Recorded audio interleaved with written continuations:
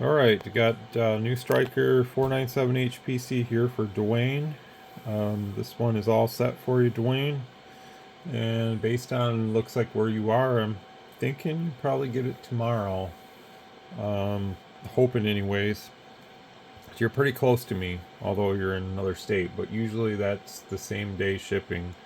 Well, I'm sorry, not same day, but the next day. If I ship it out today, normally it comes the next day to that area. I got quite a few customers down in your area, so appreciate everybody down there in the northern part of Ohio, and everybody else in the U.S. and throughout the world that have supported me.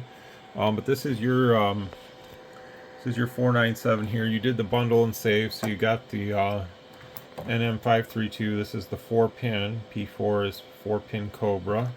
So let me get this box out of here. Here's your mic. It's got a battery in it. So for this radio, I definitely don't recommend really running it over the V on the volume. And really, that's for most radios. These get really loud if you turn that up past that.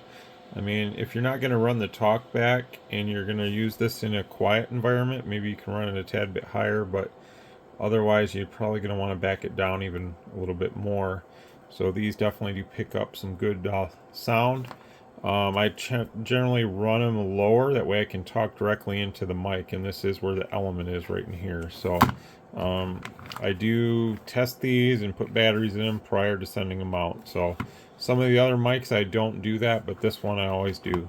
So let me get the box out of here. I'll be right back. Alright, so here's your radio. I do have the talk back on ever so slightly there. You can see that inner knob there. It's at like 3. It's a round circle of 3. And the mic is like right here. The echo is on a little bit. I like it around here. Somewhere in that range. 1, 2, 3, 1, 2, check, check. Hello, radio, check, check. It may be just a little too long on the tooth on the delay, but I think it sounds pretty good. Here's the power of it. So again, it's a monster for just a nice talking radio. You know, this is all you need really in a lot of situations. So it's doing good. Here's the spectrum analyzer. This is again 20 kilohertz of TX passband. So we're seeing there, hello radio, check check, 1 2 3, 1 2, hello. Certain amplitudes of certain words and stuff, you know, they definitely peak up a little bit there, but generally speaking, it's doing really good. So, and it's cruising around 100 watts, right around 100 watts on this one. What's the carrier? About 28. Obviously, if we turn our RF power down to the minimum position, which is about, I think, 2 on this, 2 something, so it's going to do quite a bit less. 1 2 3, 1 2 3, check check. So in some situations this might be too low. You know, actually, don't be surprised if you run it down this low that the SWR light comes on, because I think there's a certain minimum, and you can see the SWR lights on, but we got no issue with SWR here. So it's probably too low. So let's bump that up to like the second dot. This is not a radio that you really need to run low power, so it's not made for that. Yeah, around 2 watts or so it starts to, SWR detection circuit starts to kind of freak out a little bit. So we'll say that about here on the third dot, right there. The outer one is the RF power, so we're lining up to those dots there.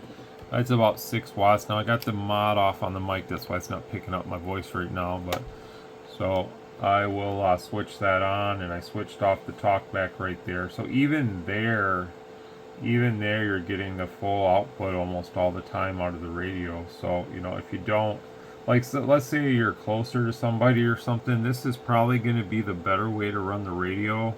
You're not going to push it to the absolute max, but then again, this is like the power that you'd get out of like a Stryker 955 right here. So, and then at times you're getting almost the full, if not more. So it's a pretty stout radio in its own right. Let me back that down to the second dot and just kind of see how it works. That's about 4 watts there. So I turned the talk back off, like I said. At about 4 watts of carrier, you know, this might be a little more conservative here for those that want a little more, you know, a less of a power output kind of thing. But you know, even here at 4 watts, we're definitely doing somewhat of 20 to 40 at times. So this is probably the better way to run it if you're close to somebody. I think, you know, you're still going to get out fine and not put all that power out if you don't need to. So looking at the front of the radio while I speak, I still notice that the SWR kind of shows a little more than what I think is there. Of course, it's not flashing or anything, but we do not have any SWR on this dummy load. It's 1.0, so, you know, if we do this,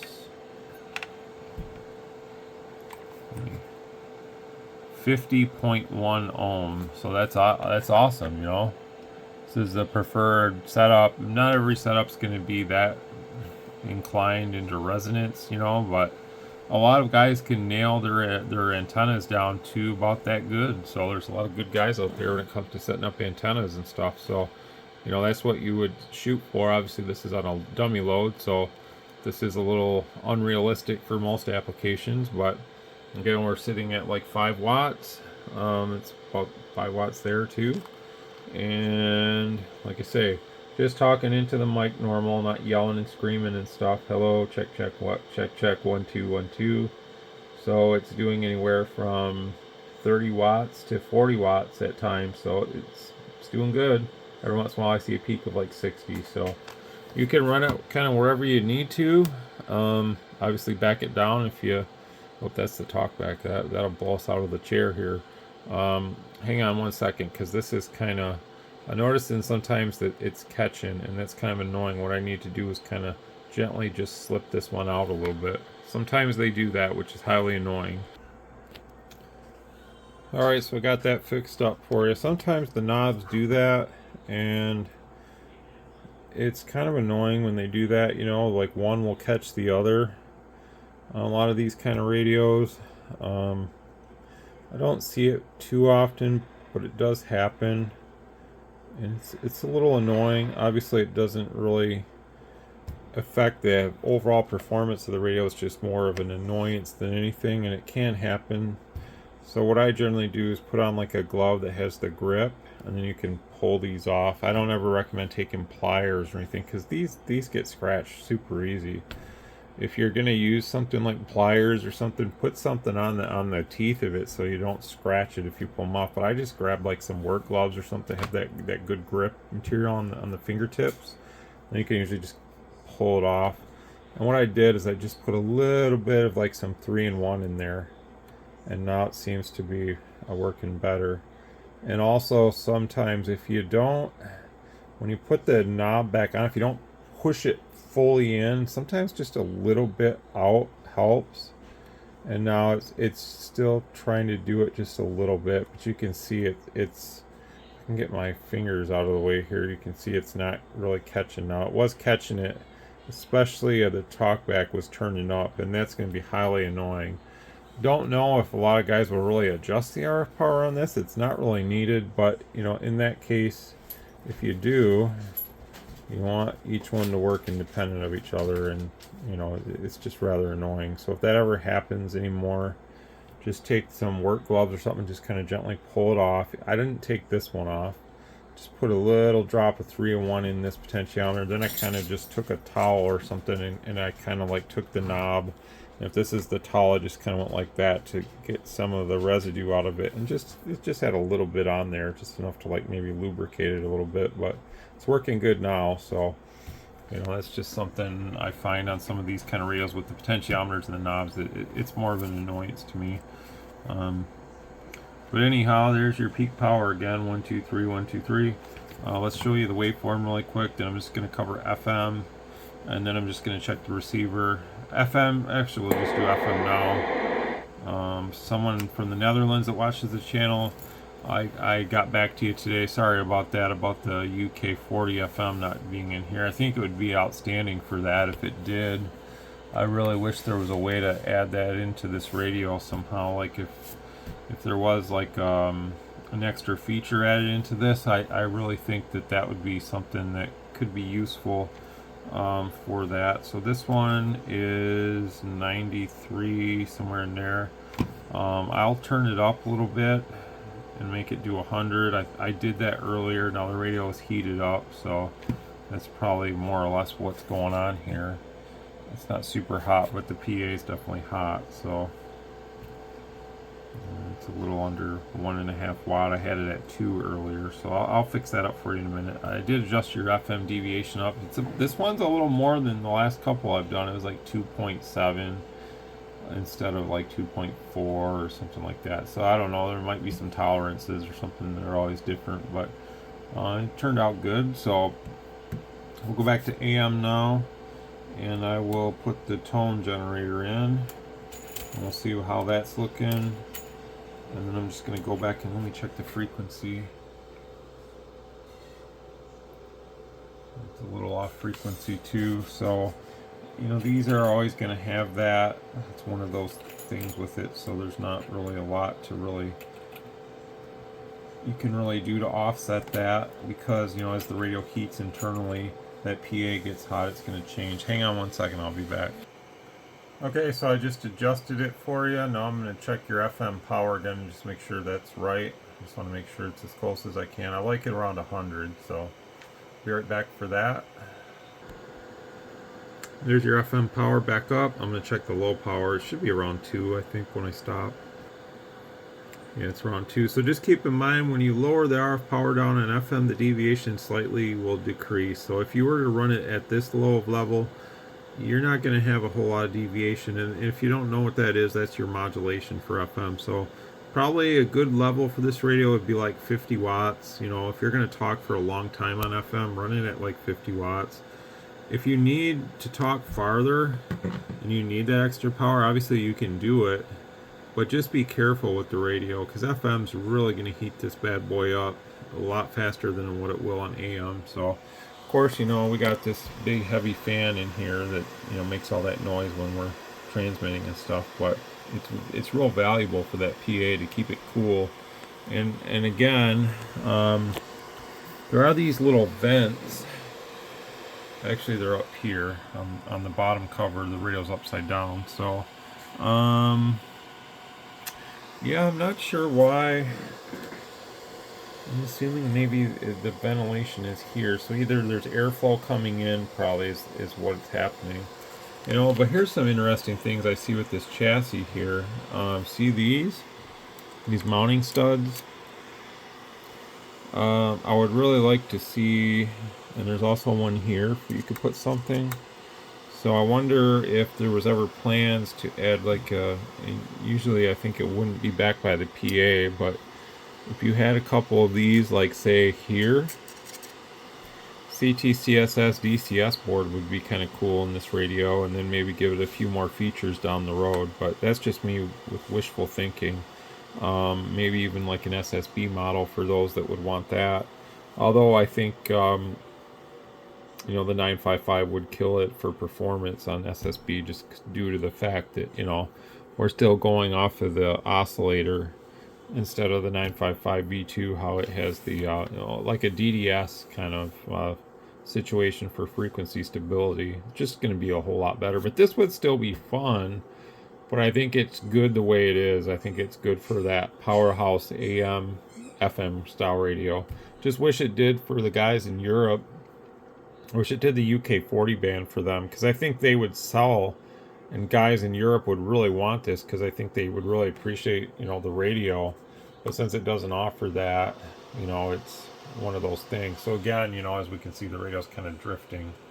But I did show it, you know, before, and that's as close as I can probably get it. We're going to always have that.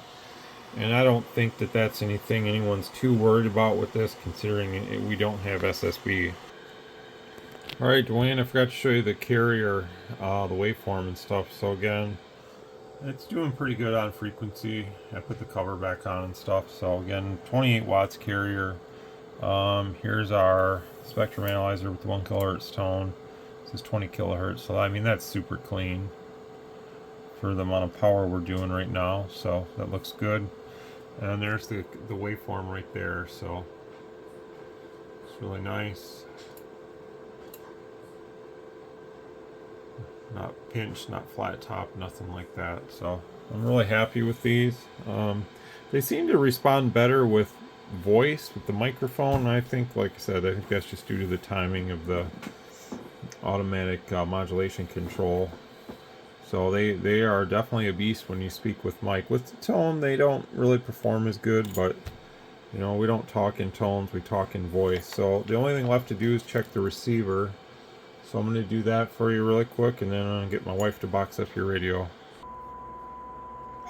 Alright, there's your color. I changed one of the colors. I like this blue too.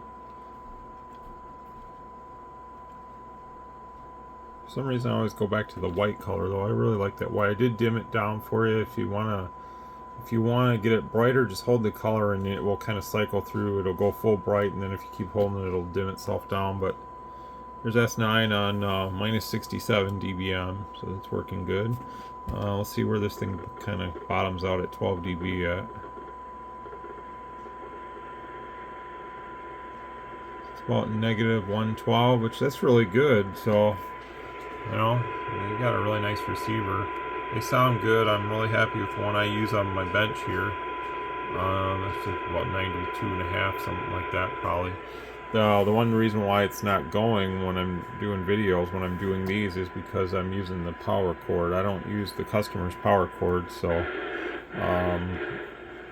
I can't run mine when I'm doing one. So I don't think I have any more of these to do today, so this will be the last one, and I'm going to get mine back and hooked up, because it doesn't look like we got much conditions for anything sideband today. So when I'm not doing that, I'm definitely back on mine. So thanks a lot there, and like I say, I'll get this Dwayne, I'll get this ready to head your way. We're going to go and drop some stuff off by the UPS center, so it'll be directly to the people that'll take it to you. So appreciate it, and I will get your mic with it and everything. And 73.